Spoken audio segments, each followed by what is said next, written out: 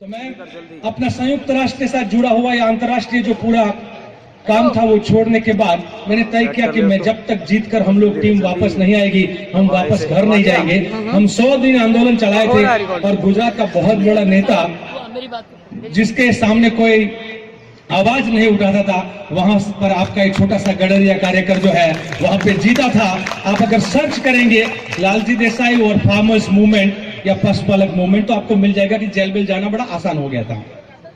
इस लड़ाई से शायद किसी का ध्यान गया कि थोड़ा कुछ मूल्यों के साथ जुड़ा हुआ व्यक्ति इस प्रकार के काम में जुड़ा हुआ है, तो मान्य राहुल जी की नजर मुझ पर पड़ी और मुझे ना पॉलिटिक्स में काम करने वाले व्यक्ति को बोला कि सीधे पॉलिटिक्स में आ जाओ और सीधे राष्ट्रीय स्तर पर मुझे राष्ट्रीय अध्यक्ष के नाते जिम्मेदारी दिया है।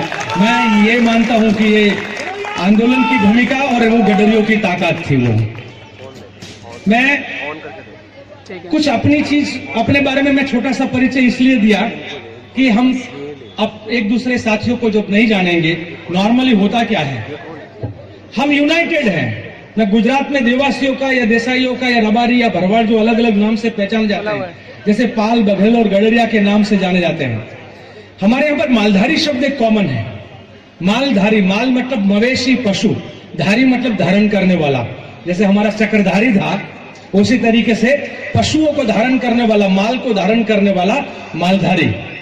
ये शब्द बड़ा आपके बीच में मैं इसलिए रखना चाहता हूं कि गुजरात में मालधारी है, पाकिस्तान का जो उस वाला हिस्सा है वहां पर मालधारी है, ईरान में और इराक में जाते हैं तो वहां पे मालदार हैं और मालदारी बोलते हैं। मालदार का मतलब होता है, पहले तो यही था राजा रामपाल जी, जिसके पास ज्यादा माल मतलब ज्यादा पशु वो मालदार होता था। माल मतलब धन, इसीलिए तो धनगर भी कहा है, इसीलिए तो मालधारी भी कहा है। तो इस प्रकार का मैं सोचा कि शब्द कहीं लिमिटेड होगा। मंगोलिया में थोड़े समय रहा, वहां पे मालचीन शब्द है और उसका मतलब भी यही होता है कि माल को धारण करने वाला मतलब वेल्थ वाला व्यक्ति। तो पहले पशुपालक का मतलब ही वो होता था कि जिसके पास सबसे ज्यादा वेल्थ हो। राजा महाराजा जिसके पास ज्यादा गाय, भैंस, घोड़े, हाथी होते थे वो सबसे मजबूत माना जाता था। पर देश का समय बदला, पशु रखने वाला कंगाल होता गया और जिनके पास जमीन थी वो और मालदार बनते गए और हम लोग पिछड़ते गए। यही हुआ है घुमंतु जातियों के तौर पे। तो इस लड़ाई को लड़ने का काम करते करते अभी गुजरात में हम लोग नाम बदलना शुरू कर दिए थे। देसाई सरनेम रखना बंद कर दिए थे, अपना नाम देसी हो तो बंद। तो एक बीच में एक मूवमेंट चला, नाम छोड़ो, गांव छोड़ो, धंधा छोड़ो और अपना पहनावा छोड़ो। हम लोगों ने एक और मूवमेंट शुरू किया, नाम नहीं बदलेंगे, गांव नहीं बदलेंगे, अगर उस व्यवसाय में है तो उसको नहीं बदलेंगे, अपने पहनावे को नहीं बदलेंगे, पर हम चारों चार चीजों को गौरव प्राप्त करेंगे और हम जोर से बोलेंगे जय मालधारी। तो हमने गुजरात में एक शब्द दिया, जय आदिवासी हो सकता है, जय भीम हो सकता है, तो जय पाल या जय गडरिया या जय मालधारी क्यों नहीं हो सकता है? जय मल्हार क्यों नहीं हो सकता है? हम किस चीज की शर्म रखते हैं? तो ये जो चीज है, मैं गुजरात में भी देखता था कि जैसे दलितों में भी हुआ है, दलित प्राइड को जब काम हुआ तो सरनेम बदलने का एक प्रोसेस शुरू होता है और वो ऐसी सरनेम रखते हैं जो सो कॉल्ड अपर कास्ट और सो कॉल्ड सुधरे हुए लोग हैं। तो उससे कॉपी मारने का जो सिलसिला बहुत जगह पे शुरू हुआ। तो मैं गडरिया समाज में भी देखा हूं, पाल बघाल में भी कुछ जगह पे अपने आप का पहचान करने में बीच में एक शर्म का थोड़ा अपने आप को पिछड़ापन। गुजरात में भी यही था, राजस्थान में भी यही था। तो ये बोला कि जब तक हम पास्टरल प्राइड, तो मैं जब बुक देखा यहाँ पर गडरिया गौरव, तो मुझे सही में गौरव हुआ कि हर समाज को अपने आप के, अपने समाज के बारे में गौरव होना चाहिए। हम किसी की कंपेयर में नहीं, हम जातिवादी नहीं है, पर हमें अपना गौरव होना चाहिए।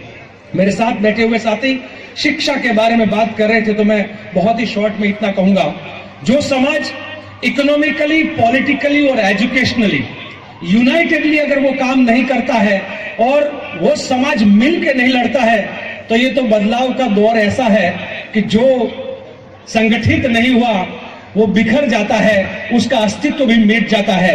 तो हम लोग आने वाले समय में संगठित होकर, शिक्षित होकर इस प्रकार का अपना पॉलिटिकल, एजुकेशनल और सोशल वजूद खड़ा करें ताकि हम अपनी बातों को रख सकें। यूपी में, एमपी में राजस्थान में, उधर महाराष्ट्र में इतने ज्यादा नंबर में होते हुए अगर पॉलिटिकल प्रेजेंस दिखे तो हमको एक एमपी दिखता है, कभी नहीं दिखता है, कहीं एमएलए दिखता है, कहीं नहीं दिखता है। एजुकेशन इंस्टीट्यूट में देखें तो कोई और दिखता है। तो ऐसा क्या करें मिलके, जहां पर हमारा छीना गया हिस्सा, हमारा छीना गया अधिकार हम सबको बराबर मिले और हमारा अपना समाज होने के नाते हमको प्राइड हो, गौरव हो, हम लोग मिलकर काम कर सके। मैं आगे जाकर इस समाज के बीच में और साथियों के बीच में मिलना चाहूंगा, आना चाहूंगा। 26 अकबर रोड पे मेरा ऑफिस है, सेवा दल का राष्ट्रीय ऑफिस यहाँ पर है, वहां बैठता हूं। आप में से कभी भी किसी को मौका मिले, आइए चाय पानी साथ मिलकर पियेंगे, एक दूसरे से और परिचय करेंगे। आपने मुझे यहाँ पर आने का मौका दिया, मैं इसीलिए आपका बहुत बहुत धन्यवाद अदा करता हूं। मैं लास्ट में रामपाल बघेल के बारे में एक चीज बोलूंगा। रामपाल ने एक बार अपने व्हाट्सएप ग्रुप में लिखा कि लालजी भाई हमारे गडरिया समाज से हैं और गौरव है। किसी और को, हमारे ही संगठन के किसी और को लगा कि देसाई मतलब तो ये ब्राह्मण है, तो उन्होंने रामपाल को एक थ्रेटनिंग किया कि तुम क्यों इनको गडरिया लिखते हो, तुमको निकाल दूंगा।